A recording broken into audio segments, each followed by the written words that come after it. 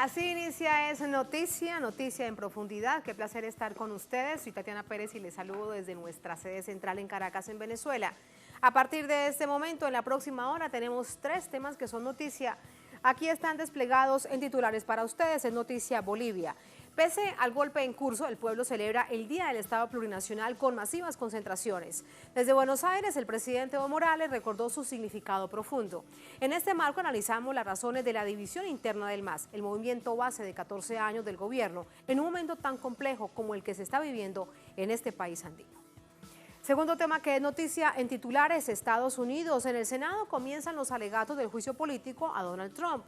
Los fiscales demócratas reiteran que Trump abusó de sus poderes presidenciales y que por eso debe ser destituido. Pero nos preguntamos lo siguiente, ¿qué significa este impeachment para el país? ¿Cuánto de este proceso le interesa realmente al pueblo estadounidense? Profundizamos en ello, 2 activistas sociales nos acompañan en el estudio y de este panorama conversaremos. Tercer tema que es noticia en titulares, Perú se acercan unas atípicas elecciones para el Congreso tras su disolución en septiembre pasado. Quedan pocas horas para que los candidatos convenzan a un electorado realmente muy desinteresado. Y nos preguntamos lo siguiente, ¿cómo se ubican las fuerzas políticas para este proceso comercial? Profundizamos en ello, en Noticia Casi comienza. Bienvenidos, bienvenidas.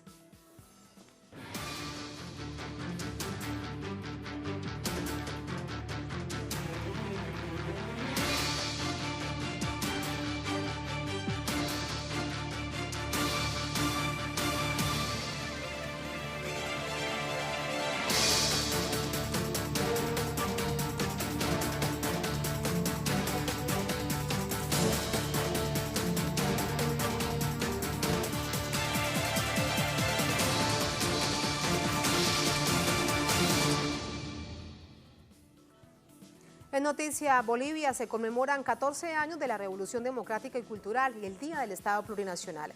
Una celebración que se convirtió en esta oportunidad en reclamar el retorno a la democracia en medio de calles militarizadas por orden del gobierno de facto. Detalles a continuación. Miembros de movimientos sociales, federaciones cocaleras y autoridades se movilizaron en las principales ciudades del país a propósito del Día del Estado Plurinacional de Bolivia y los 14 años de la Revolución Democrática y Cultural. Este 22 de enero se recuerda cuando el mismo día, pero en 2006, Evo Morales tomó posesión de la presidencia de Bolivia, con lo cual se dio inicio a la primera fase de la revolución indígena de este siglo. La principal concentración se desarrolló en la ciudad de Cochabamba. En el Alto, Sucre y La Paz también se registraron sendas movilizaciones. La bandera fue la exigencia del retorno de la democracia. También se evidenció el respaldo a la fórmula presidencial del MAS, Luis Arce y David Choquehuanca. El gobierno de facto había preparado el escenario para la represión, con el despliegue militar de más de 75.000 efectivos, tanquetas y carros de asalto blindados para enfrentar a supuestos subversivos. Sin embargo, en las concentraciones reinó la paz. Desde Argentina, Morales encabezó un acto cultural. Yo estoy convencido, hermanas y hermanos, es cuestión de tiempo. Vamos a recuperar la democracia y vamos a volver al gobierno. Vamos a volver al gobierno, no con arma como la derecha, no con bala como los racistas fascistas. Vamos a volver el 3 de mayo al gobierno con la conciencia del pueblo, con el voto del pueblo boliviano, pacíficamente, democráticamente. Estamos seguros de eso, hermanas y hermanos. No estamos lejos, es cuestión de tiempo. El discurso de la golpista Yanine Áñez, en cambio, se centró en intentos de desprestigiar los casi 14 años de administración de Morales. Nos mintieron durante 14 años sobre el real estado de la economía, de las reservas de gas y de la producción de los recursos naturales. Nos entregaron un país con 6 años continuos de déficit fiscal y 5 años de déficit comercial. En una fecha histórica para los pueblos indígenas y en vísperas de los comicios generales, se dejan ver las fracturas del MAS. El descontento llega por cuenta de algunas bases indígenas que alegan haber sido discriminadas.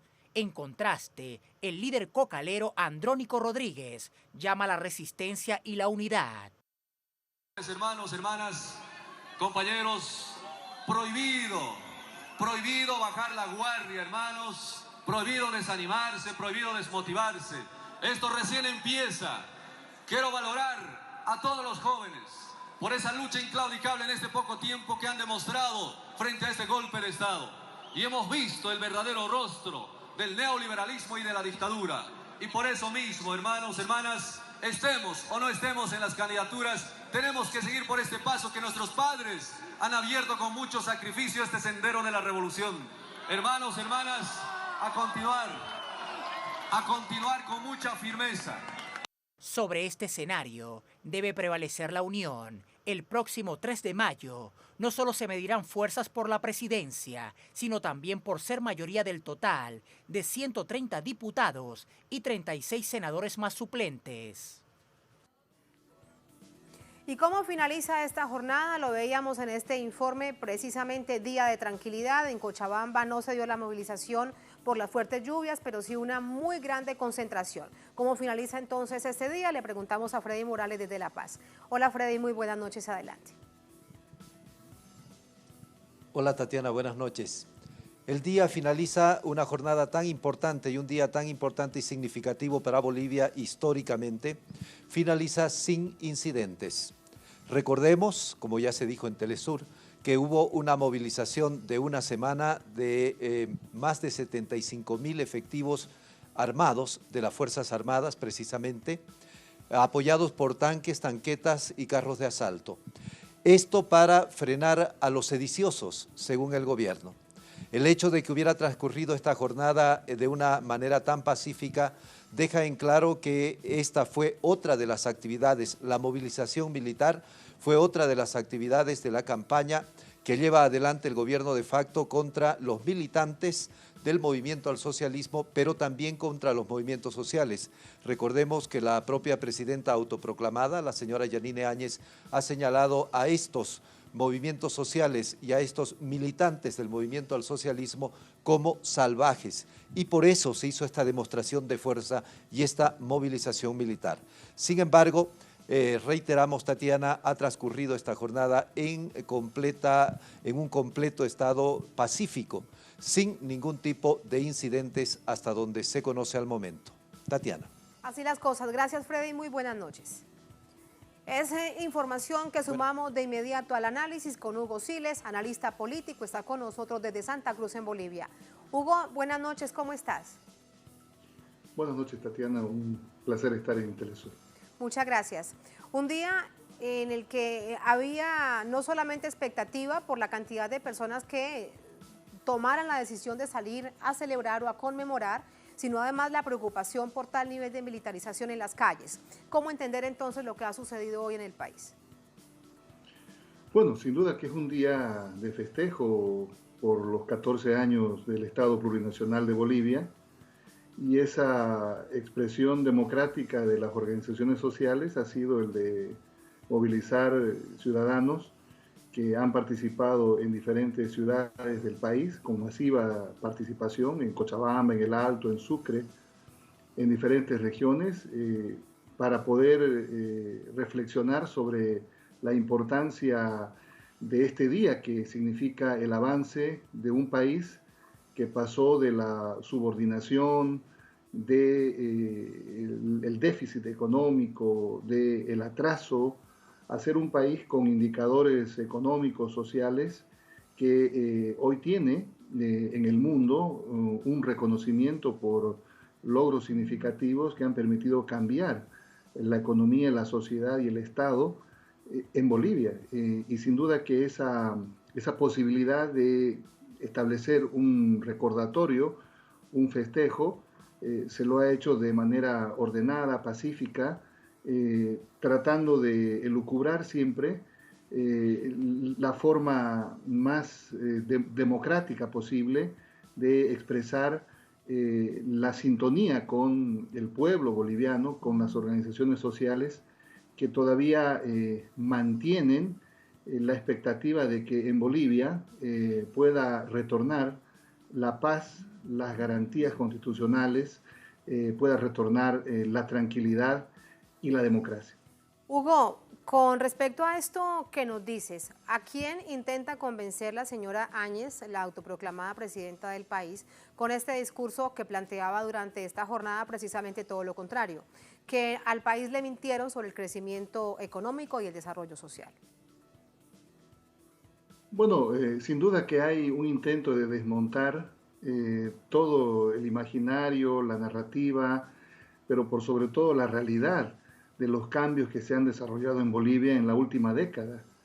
Más allá del discurso que puede ser hoy pasado a la historia por las diferencias, por lo menos de contenido o de alcance que ha expresado la señora Áñez, lo cierto es que Bolivia en la última década, no lo dicen ningunos actores oficialistas ni políticos en la actualidad, lo dicen organizaciones internacionales, organismos internacionales financieros como el Fondo Monetario Internacional, ha sido el país que más ha crecido en la región, ha crecido su economía 4 veces, ha disminuido la pobreza extrema, ha disminuido la marginalidad, ha crecido los indicadores sociales, los derechos, y sin duda que eso es indiscutible. Ya no es una cuestión de discurso, no es una cuestión de retórica,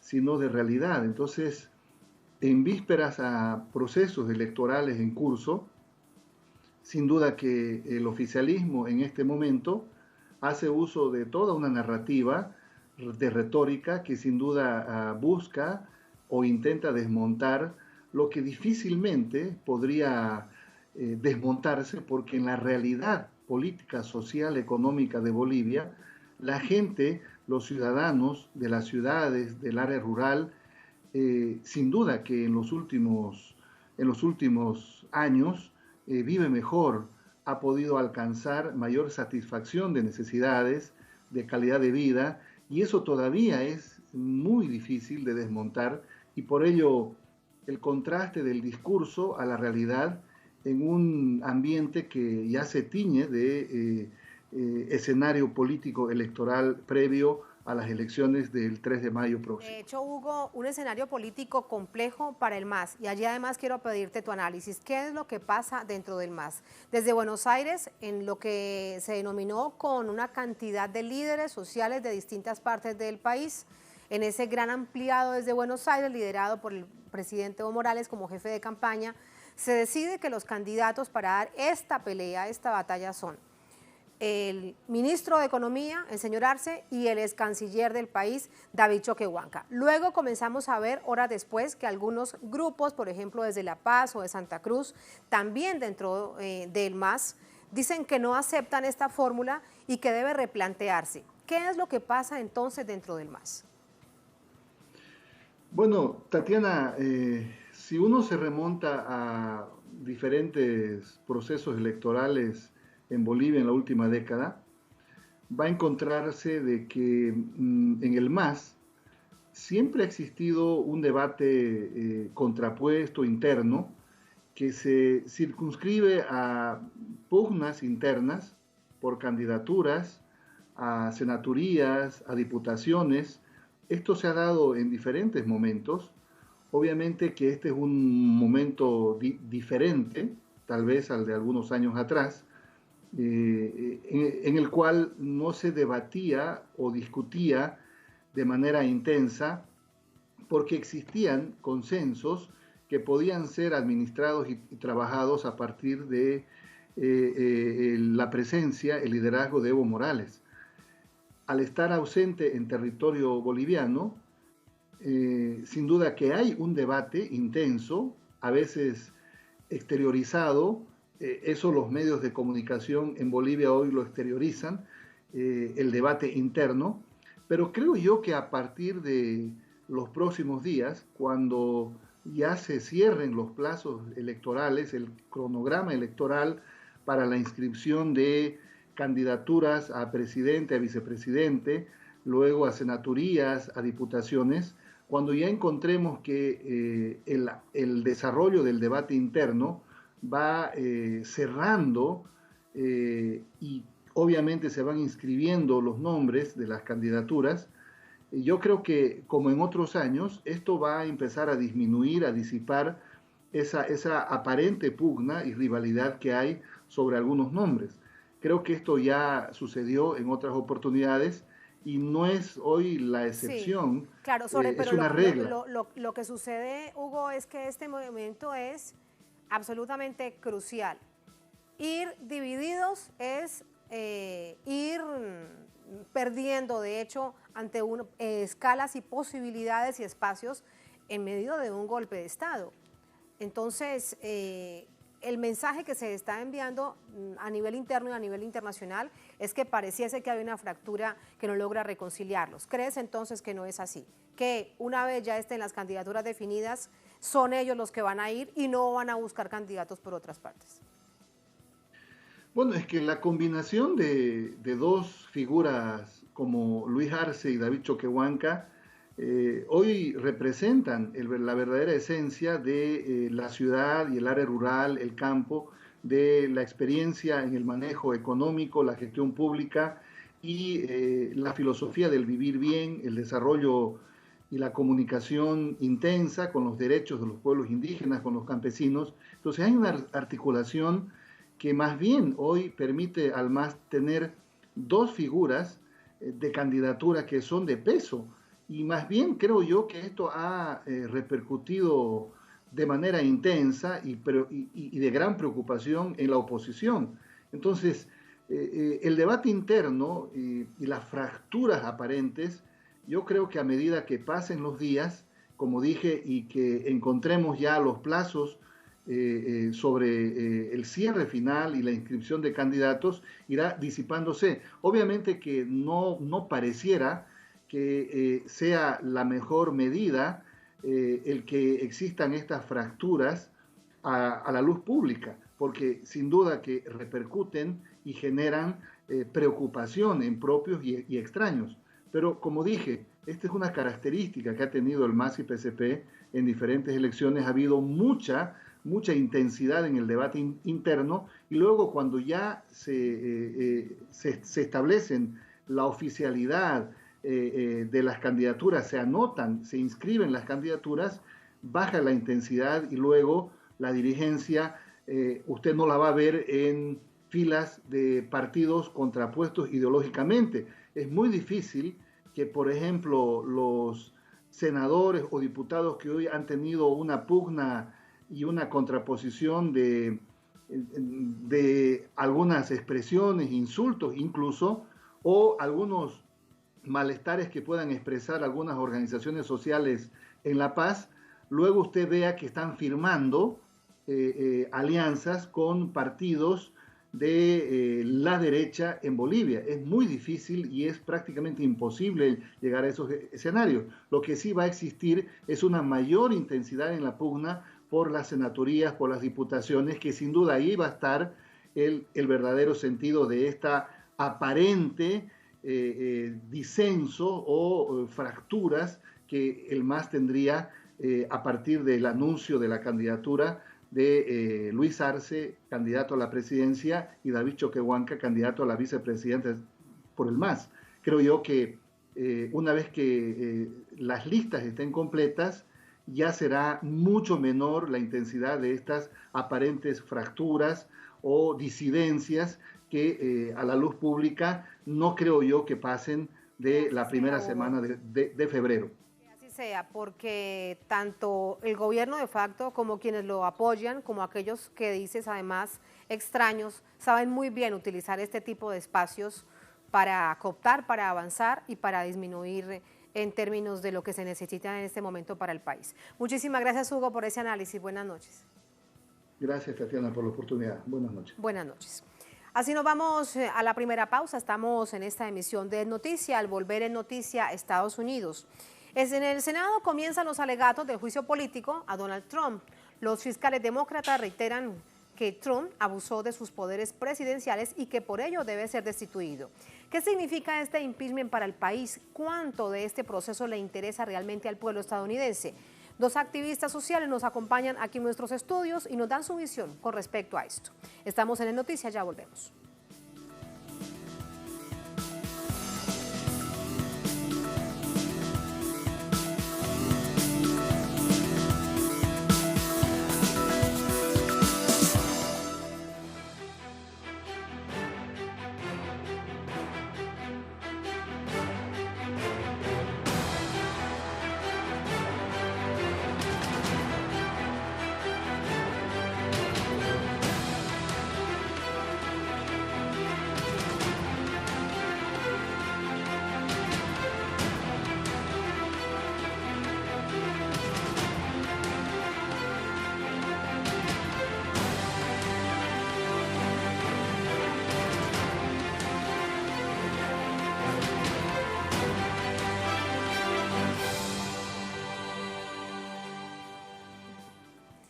En noticia, Estados Unidos, la mayoría republicana en el Senado rechazó la moción presentada por los demócratas en el juicio político que se le sigue, ya es el segundo día al presidente Trump. Los medios y agencias hegemónicas se han abocado a la cobertura de este tema.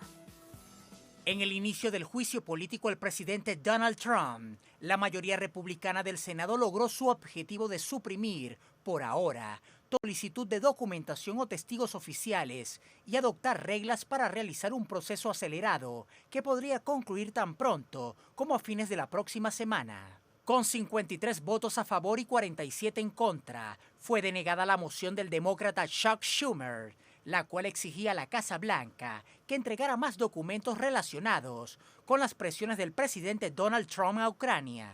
Por su parte, el abogado de la defensa de la Casa Blanca señaló que las acusaciones de los demócratas no poseen el estándar para destituir a un jefe de Estado, como propone la Constitución de Estados Unidos. En el juicio se tendrá un periodo de 24 horas, divididos en 3 días, para la presentación de los dos cargos, abuso de poder y obstrucción del Congreso, por el equipo de diputados que actúan como fiscales, seguido por otro turno de igual extensión, para la respuesta por el equipo de abogados defensores del presidente. En este contexto, el congresista demócrata Adam Schiff y titular de la Comisión de Inteligencia de la Cámara Baja, el actual mandatario debería ser apartado del cargo por las acusaciones de abuso de poder y obstrucción al Congreso. Este polémico juicio, que se encuentra en manos de la bancada republicana, goza de la mayoría de escaños oficiales en el Senado, lo que indica la probabilidad que concluya con la absolución de Trump, lo que no impidió que el proceso manejara unos tiempos máximos para los alegatos y respuestas sobre los dos cargos que pesan sobre el magnate de la Casa Blanca, en una crispada pugna entre las cámaras del Congreso. Ante este panorama que parece apuntar vientos a favor del mandatario estadounidense de salir absuelto, la polémica generada entre ambos bandos ha dado más exposición mediática a Donald Trump, que además enfila sus esfuerzos para la reelección de su cargo, asunto para el cual se han prestado los grandes medios de los Estados Unidos. Allí los hechos, vamos a entrar de inmediato con el análisis. Para ello nos acompaña Bradley Figa, líder social del Movimiento en Defensa de los Migrantes y del Movimiento Antiguerra en Minnesota. Bradley, bienvenido. ¿Cómo está? Muy bien, gracias, Tatiana. Gracias a usted por acompañarnos. James Birne, líder del Sindicato de Maestros del Movimiento Antiguerra en Arizona. James, bienvenido. Gracias por acompañarnos. Gracias, Tatiana. La pregunta que nos planteábamos en titulares y antes de la pausa, quiero conocer primero la visión de ustedes. ¿Qué tanto le importa al pueblo norteamericano el juicio al presidente Trump? Pues bueno, esto es muy importante porque está el presidente y también hay muchas divisiones en el país sobre quién apoya a Trump, quién está en la oposición, y también es un año de la elección presidencial, entonces las consecuencias pueden estar bien graves, pero estamos de la opinión que el juicio político no se va a bajar el Trump, no se va a derrotarle del poder. Sí, no va a ser destituido. Mande. Que no va a ser destituido, dices. Sí. El juicio político no va a finalizar con la destitución del presidente Trump. Yo creo no creo. Bradley, ¿qué opinas de esto? ¿Qué tanto le interesa al pueblo norteamericano este juicio político al presidente Trump? A la gente le importa mucho en el sentido de que está en las noticias todos los días y parece que hay una posibilidad de que Trump tiene que salir de la presidencia, pero en los detalles yo creo que le importa mucho a la gente que sigue las noticias diariamente, pero al pueblo en general quizás no. El tema que han escogido los demócratas para enfocarse en este caso son cosas que quizás no le importa mucho a mucha gente porque no tiene que ver con la calidad de la vida, el costo de las necesidades de la vida, si pueden conseguir trabajo, lo que está pasando con los inmigrantes en el país. Y estos temas no están tocando en el caso en contra de Trump. Sí, de hecho hablas de algo que resulta crucial o central en esta coyuntura y tiene que ver con los medios de comunicación. A este tema se han abocado precisamente los medios de comunicación, las grandes corporaciones mediáticas, a favor y en contra del presidente Trump. Entonces, se está imponiendo la agenda mediática sobre las necesidades del pueblo. Siempre no, apoyan sus propios intereses, pero sabemos mucho que está una gran distracción cuando los mediáticos de las corporaciones están enfocados, están pegándonos con noticias de la misma tema. Sabemos que es algo, es una enfocada que sirve a nosotros como distracción y no están explicando todo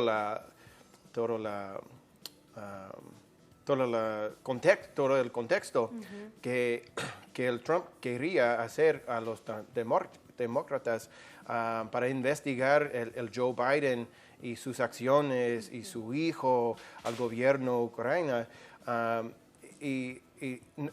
Para nosotros esto no está incluido porque se va a derrotar la agenda de los demócratas y su estrategia imperialista. Claro, pero entonces usted, por eso que está diciendo, de hecho, si lo revisamos, en un año electoral, ¿no? Electoral además de presidencia y parte de lo que se elige también del Congreso, es una disputa entre republicanos y demócratas. Es esto lo que está pasando. No es por un bien superior, por el pueblo, para que tengan realmente una visión distinta de país, para que no haya más xenofobia, etcétera, etcétera. Es una pelea entre republicanos y demócratas. Pues eso sí es cierto, es una pelea entre los dos partidos principales del país, que los dos partidos son partidos que creen en el capitalismo, en el imperialismo. Pues no hay, entonces los demócratas están en contra de Trump por muchas razones, pero no presentan otra visión del futuro del país a favor de la gran mayoría de los trabajadores y el pueblo. Entonces sí, mucho tiene que ver con la elección, claro que sí, pero vamos a ver cómo influye eso en la elección, eso no se sabe. Claro, de hecho hay algunos analistas, y lo quiero compartir con ustedes, que vienen precisamente desde estas ciudades estadounidenses. Algunos dicen que esto le va a favorecer a Trump porque tendrá un voto duro, mucho más duro. Otros, por el contrario, dicen que será todo lo contrario, que habrá más desencanto sobre el papel que juega Donald Trump en la Casa Blanca. ¿Qué opinas? Pues para mí, discutimos antes, esta semana, que una perspectiva que no discute mucho en la media es cuál es el caso de los demócratas en contra de Trump. ¿Es algo significa para la gente, para el pueblo, para la clase obrera, por los oprimidos, algo así? Y entonces la decisión no está afectándole en su vida normal, en tu día normal, para el futuro.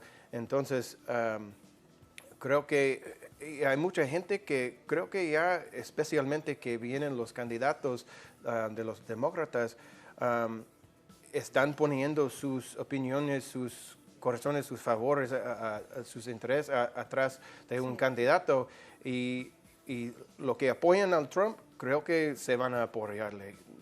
ningún resultado del juicio. Ya, ahora, en términos concretos, pongamos algunos ejemplos. El aumento del salario mínimo, que resulta fundamental.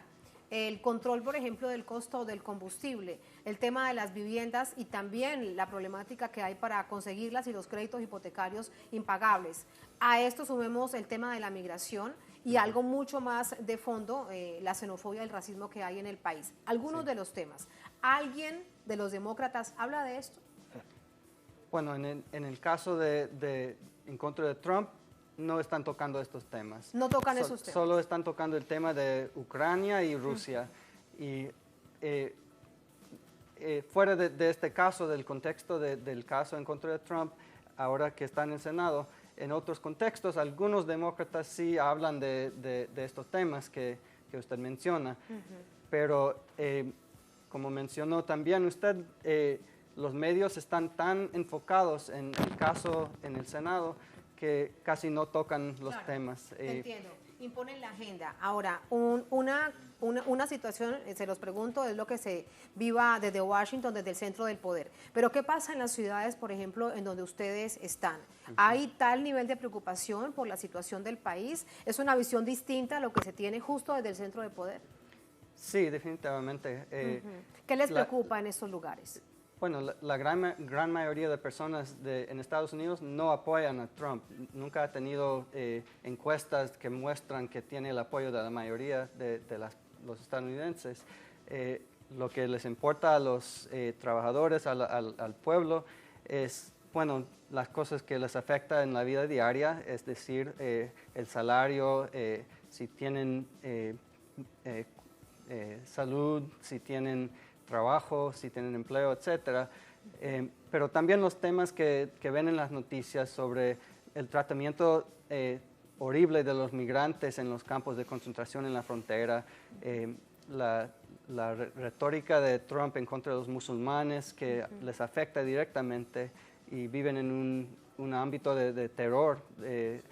Bueno, estos temas no están tocando en el caso en contra de Trump. Pero son una realidad, están allí, son parte de la vida cotidiana, James. Sí, igual, pero yo vivo en Tucson, Arizona, es una ciudad fronteriza, estamos cerquita como 40 minutos en carro y hay muchos inmigrantes en nuestra ciudad, hay muchos chicanos mexicanos que se sienten una agenda racista del estado de Arizona y igualito con el Trump y sus apoyantes. Mencionó el salario bajo, el mínimo, sí, un plan de una agenda, una plataforma que conecta con una salud universal, para subir el salario mínimo, para invertir más dinero al sistema de educación público y para reconstruir nuestros puentes, las calles, algo así. Eso se va a conectar con la mayoría. Pero para eso, James, necesitarán un candidato visible. Y resulta que si no están entre demócratas y republicanos, pareciese que no existiesen candidaturas y movimientos políticos en el país. Sí, lo que está recibiendo lo más atención es un candidato como el Bernie Sanders. Que habla alrededor de estos temas, estos asuntos, que está conectando con la clase obrera, pero el mismo medio está atacándole o están bajando sus potenciales. Sí, parte de la fórmula es precisamente atacar a quien tiene posibilidades con este discurso. Además hay algo aquí que me llama la atención. Bradley, eres líder social del movimiento en defensa de los migrantes y además antiguerra. Son dos asuntos en los que hoy en esta jornada en Caracas, pero que se discuten a nivel mundial, son dos grandes problemáticas mundiales, sí. Las migraciones y las guerras, ¿no? De hecho, con respecto a las guerras, es algo que sigue promoviendo Estados Unidos, y en esto no hay color, republicanos y demócratas pues hacen lo mismo. Tiene razón. Por eso que estamos aquí en Venezuela por el Encuentro Antiimperialista Mundial y podemos ver lo que está diciendo la gente de Venezuela y de otros países que quiere su autodeterminación, quiere tener el derecho de escoger su propio gobierno. Que quieren paz. Quiere ¿Qué vivir quiere en la paz. gente en Siria? Paz. Paz, exactamente. ¿Qué quiere la gente en Irán? Paz. Y lo que nosotros entendemos como activistas en los movimientos sociales es que la manera más eficaz de llevar estos cambios es con los movimientos de base, los movimientos en las comunidades, en los trabajos. Y los políticos tienen que responder si nosotros nos organizamos para exigir los cambios. ¿Y hay tal nivel de interés, Bradley? ¿Hay tal nivel de interés por estos asuntos globales dentro de estas comunidades de base? Yo digo que sí, porque con las guerras hay como un costo que ni se puede imaginar. Y todos estos recursos que van a la guerra ya no pueden invertir en la educación, en la salud, etc. Y también las guerras provocan la migración forzada. Y por eso vemos muchos inmigrantes que vienen al país y la derecha utiliza este discurso para distraer a la gente de lo que tenemos en común con los trabajadores de los otros países. Entonces, son temas que podrían tocar de una manera para construir la unidad del pueblo, pero por supuesto que los políticos lo utilizan para dividir la gente. Y eso es parte del reto, de no dividir, de no quebrar y al contrario cohesionar en busca de cambios. Como líder del sindicato de maestros, ¿también se percibe este nivel de preocupación, de interés además de los asuntos políticos globales? Que entre otras cosas llama la atención hoy en día que hayan sindicatos en Estados Unidos y los dejan funcionar, les permiten realizar sus actividades. Sí, son legales, pero... Bueno, son legales, pero ¿se los permiten, les permiten realizar sus actividades como sindicalistas? Sí, no hay hay estados que están...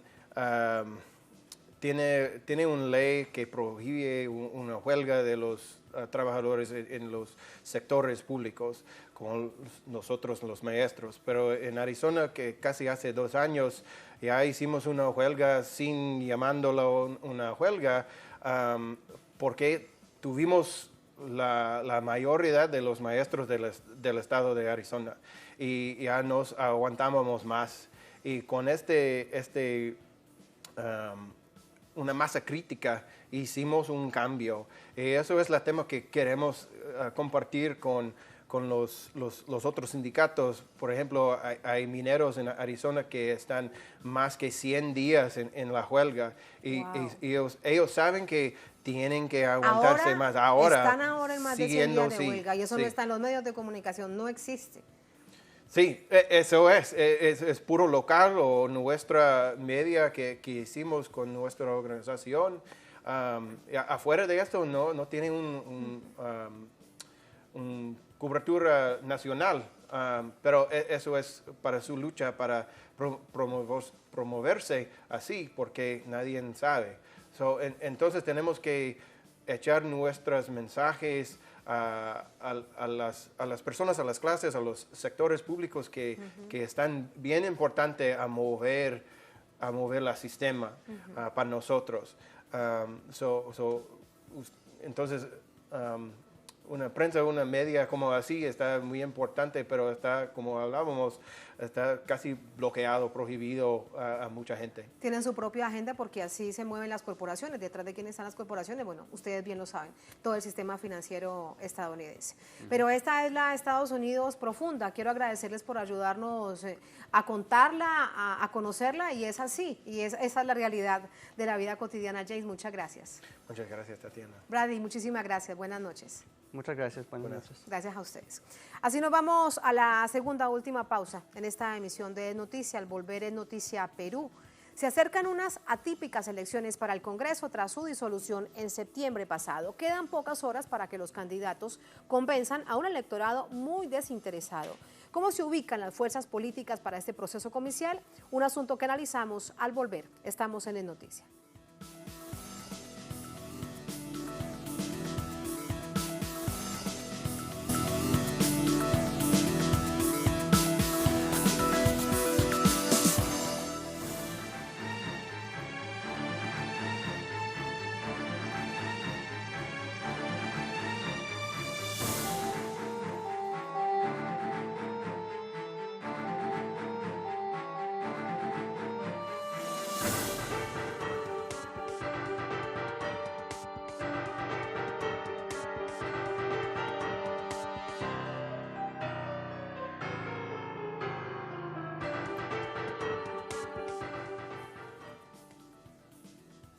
En noticia, Perú se alista la nación andina para las elecciones parlamentarias anticipadas.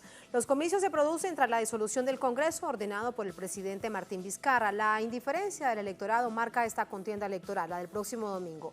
¿Qué dicen las encuestas? Revisamos. Perú, que atravesaba una larga crisis política por la corrupción, quedó sumido en una crisis institucional por el enfrentamiento entre el gobierno y el Congreso desde septiembre del 2019, tras la disolución del Congreso ordenada por el presidente Martín Vizcarra. Entonces, el gobierno presentó por tercera vez una cuestión de confianza en menos de un año ante el Congreso para cambiar las normativas sobre la selección de candidatos del Tribunal Constitucional. Vizcarra argumentaba que el proceso de designación de los magistrados hecho por el Parlamento no era transparente y no garantizaba la división de poderes. Sin embargo, su petición fue rechazada por el órgano legislativo.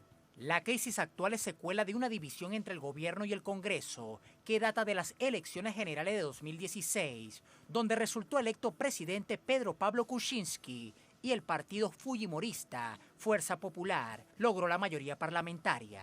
La confrontación entre el Congreso y la presidencia continuó en la gestión de Vizcarra, que ocupa la primera magistratura de la nación andina desde marzo del 2018, tras el escándalo de corrupción de la constructora Odebrecht, que le costó el cargo al expresidente Kuczynski y llevó a la asunción de Vizcarra, que ocupaba entonces la vicepresidencia.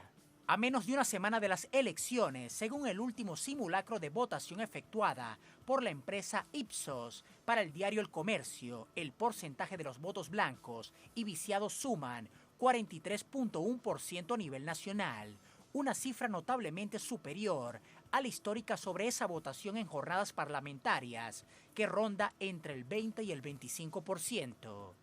Además, el simulacro de Ipsos revela que los partidos de derecha Acción Popular, con el 14,8% de votos válidos, Fuerza Popular con el 11% y el Partido Morado, con 10,9%, encabezan las encuestas y tienen altas probabilidades de pasar la valla electoral al superar el 5% de votos válidos. Por otra parte, el Frente Amplio, el APRA y Juntos por el Perú tienen entre el 4 y 5% de votos válidos. Hasta el momento, la indiferencia y el desinterés del electorado hacia los dirigentes políticos marcan la contienda electoral. Allí está este contexto necesario para entrar con el análisis, para revisar la coyuntura cuando quedan solo horas para que se cierren las campañas de cara a la conformación del nuevo Congreso. Para ello nos acompaña Martín Guerra, él es analista político, escritor, miembro de la Organización de Izquierda Socialista, nos acompaña desde Lima. Martín, qué placer, buenas noches, ¿cómo estás? Buenas noches, un abrazo a todo el público que observa tu entretenido programa. Muchísimas gracias. ¿A qué crees que se debe tal nivel de apatía entre la población, entre el electorado potencial que pueda ir el próximo domingo a las urnas? ¿Qué es lo que pasa con la gente y su falta de conexión con un proceso que además resultará también importante para el país? Bueno, veíamos en el resumen que han preparado en la producción de tu programa lo que se ha vivido los últimos años desde 2016 y se agudizó una aparente ruptura, digamos, radical entre el Ejecutivo, representado por el presidente Kuczynski primero y después Vizcarra. Recorremos todo lo que hubo entre uno y otro gobernante, y el Congreso de la República, el Legislativo. En realidad, haciendo el análisis más profundo, son dos maneras en que la derecha en el Perú observa su labor política, ¿no? Lo que deben hacer de acuerdo a su concepción del mundo. Y ahí vemos una derecha liberal que no quiere a las masas en las calles, como hemos visto en Honduras, en Haití, en Chile, en Bolivia también, por lo que ocurrió en otros países, y quiere algunas medidas para, digamos, trasladar la crisis económica que ya se está sintiendo al campo, al terreno de lo mediático, y así de esta manera, con algunas soluciones, unos maquillajes de la problemática que vive el Perú, digamos, desarticular a la gente que cada día se organiza más. Y por otro lado, la derecha del fujimorismo, del aprismo, que es la derecha mafiosa que quiere apoderarse, lo ha hecho, de todos los dineros del Estado, de los recursos naturales, de las empresas estatales, que, digamos, ha desarrollado el neoliberalismo a niveles extremos. Entonces, esa es, digamos, la dinámica que se vivía. Entonces se llega a una elección extraordinaria, como se le llama, la que va a ser en pocas horas, aquí en enero de 2020, y ninguna de las fuerzas políticas ha logrado mantener, digamos, una unidad en uno o dos partidos que sean más o menos de su entorno ideológico, ¿no? Tenemos a la derecha liberal fragmentada, la ultraderecha ha sabido muy bien jugar sus fichas, los mismos disueltos del fujimorismo y del aprismo ahora se presentan en otros partidos. Bueno, el APRA en el mismo partido de siempre, ¿no? Pero los fujimoristas se han camuflado en diversos partidos políticos que le están sirviendo, como decimos aquí, como vientre de alquiler. Entonces es increíble que los disueltos, a quienes la ciudadanía ha rechazado, ahora se presenten nuevamente. Se nota una desesperación por mantener el poder del legislativo para evitar las sanciones políticas, ¿no? Permíteme, te pregunto algo. Esto resulta bastante paradójico. ¿O hay que tener la información que entregan las casas encuestadoras con pinzas? Porque todos estos partidos son los que están punteando en las encuestas. Sí, es que ahí hay dos cosas, ¿no? Las encuestas, de las cuales no hay que fiarse mucho en mi país, señalan que hay un 50% de gente indecisa. Sí hay un gran porcentaje de indecisos, pero los medios de comunicación juegan a alzar ese punto de vista de la indecisión para poder maquillar digamos, las cifras de las encuestas. Los partidos más repudiados por el país son los que aparecen punteros en las encuestas, como bien indica. Entonces eso hay que tomarlo con pinzas. Otro tema importante es que así como la derecha no mantiene una unidad partidaria, o ya vamos, 2 o 3 partidos, la izquierda tampoco. La izquierda se presenta en más de 3 opciones. Entonces tenemos casi una veintena de partidos, que es lo que también agudiza la indecisión de la gente y crea esta idea de vacío de opción, ¿no? Como que no sé por quién votar, o votemos por los ya conocidos, y los que los medios de comunicación hacen que sean casi siempre más conocidos, para que continúen las cosas como están. Esto además se agrava porque increíblemente los personajes más nefastos de la política actual en el Perú, que han sido, digamos, sancionados o se les ha pretendido sancionar, no pasa nada con ellos y continúan en carrera política electoral, son candidatos. Mientras que a la izquierda, y yo soy uno de los que cree que así uno sea de izquierda o de derecha, si hay sanciones y si hay delitos deben ser sancionados con todo el peso de la ley. Pero lo más curioso que aquí ocurre es que algunos candidatos de izquierda que tienen sanciones, se les ha bajado del carro de las candidaturas con una gran rapidez en frente a los candidatos de la derecha que continúan en carrera. Entonces, incluso la prensa sacaba hace unos días la noticia alarmante de que la mayor parte de candidatos observados son candidatos de los partidos de izquierda. Obvio, pues.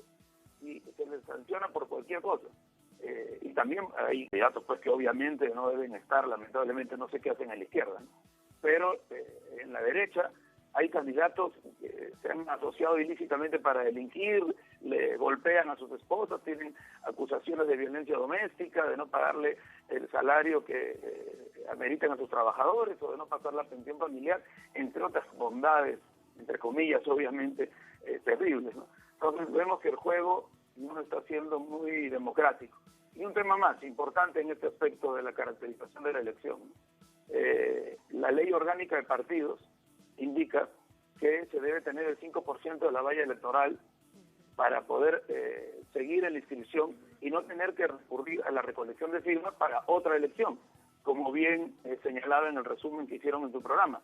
Pero hay algo, hace 7 días, una resolución de la ley orgánica electoral, la resolución número 20, apelándose, en el artículo 20, indican que no es necesario aplicarlo porque es una elección extraordinaria. Quiere decir que, y ahí se le da la en contra en la práctica a las encuestas, quiere decir que ellos saben que no van a pasar la valla. A cualquier peruano de a pie que se le pregunta si va a votar por el aprismo, por ejemplo, señala que no. Ni siquiera viejos apristas, las personas más antiguas que han sido fieles a su partido, dicen que el partido se ha vuelto un partido corrupto y no van a votar por el APRA. Sin embargo, se entrevista más en los medios a los candidatos del APRA y aparecen punteros en las elecciones. Entonces, ¿por qué están bajando el tema de la valla? Quiere decir que si no llegan al 5%, Tatiana, todos los partidos van a mantener su inscripción. Es un salvataje que le hace el Jurado Nacional de Elecciones a los partidos de la derecha que la población ha rechazado. y el caso emblemático sin duda es el APRA. Muchísimas gracias, Martín. Veremos de aquí al domingo cómo se desenvuelven las cosas. No habrá entonces que tener una bolita mágica para comprender que la conformación del nuevo Congreso va a ser muy similar a como se encontraba hasta que fue disuelto por el presidente Vizcarra. Muchas gracias y buenas noches. Así es. Muchas gracias. Buenas noches. Gracias a ustedes por habernos acompañado. Ponemos punto final a esta emisión de Noticias. Cerramos nuestra pantalla tradicional. Nos quedamos en redes sociales, @NoticiaTLSur, @Tatiana Telesur. Durante esta jornada, otro hecho fue noticia. Con eso lo dejamos. Hasta mañana.